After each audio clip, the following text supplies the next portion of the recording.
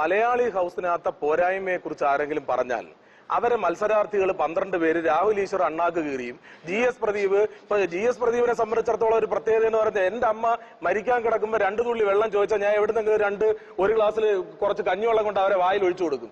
G S Pradeep അവിടെ അന്നേരം നിന്നിട്ട് നേരത്തെ പറഞ്ഞതുപോലെ ഹാജിയോട് പറഞ്ഞതുപോലെ അമ്മേ അമ്മേ അമ്മേ നമ്മുടെ അമ്പിളി അമ്മാവൻ എപ്പോ വരുമെന്ന് ചോദിച്ചോണ്ടിരിക്കും. അവിടെ വല്യമ്മയുടെ കാറ്റ് പോകും. ഇതുപോലെ ഈ അല്ല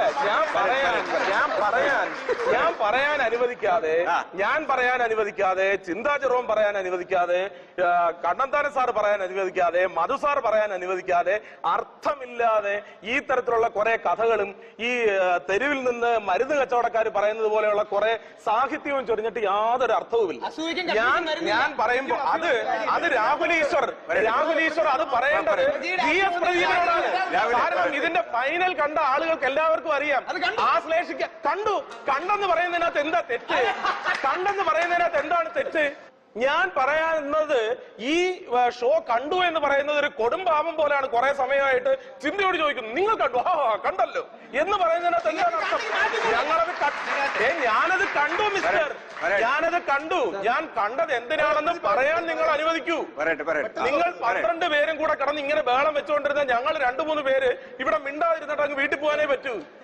ഈ പരിപാടി എന്തുകൊണ്ടാ ജനങ്ങൾ കണ്ടത്?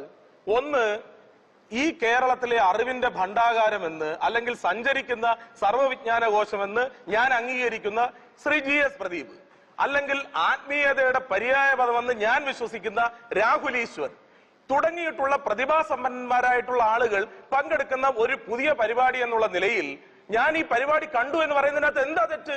ഇവിടെ ഇരിക്കുന്ന ആളുകളൊക്കെ അത് കണ്ടു എന്ന് പറയുന്നതിനകത്ത് എന്താ തെറ്റ്? ഞങ്ങളൊക്കെ കണ്ടു. പക്ഷേ കണ്ടു കഴിഞ്ഞപ്പോ നമുക്കൊരു കാര്യം മനസ്സിലായി. രാഹുൽ ഈശ്വർ എന്ന് പറയുന്ന ആത്മീയവാദിയും അതോടൊപ്പം തന്നെ ജി എസ് പ്രദീപ് എന്ന് പറയുന്ന ബുദ്ധിജീവിയും അല്ല യഥാർത്ഥത്തിലുള്ള വ്യക്തികൾ, യഥാർത്ഥത്തിലുള്ള മനുഷ്യർ. യഥാർത്ഥത്തിലുള്ള വ്യക്തി, യഥാർത്ഥത്തിലുള്ള മനുഷ്യൻ എന്ന് പറയുന്നത് സന്തോഷ് പണ്ഡിറ്റ് ആണെന്ന് ഈ ഷോ തെളിയിച്ചു.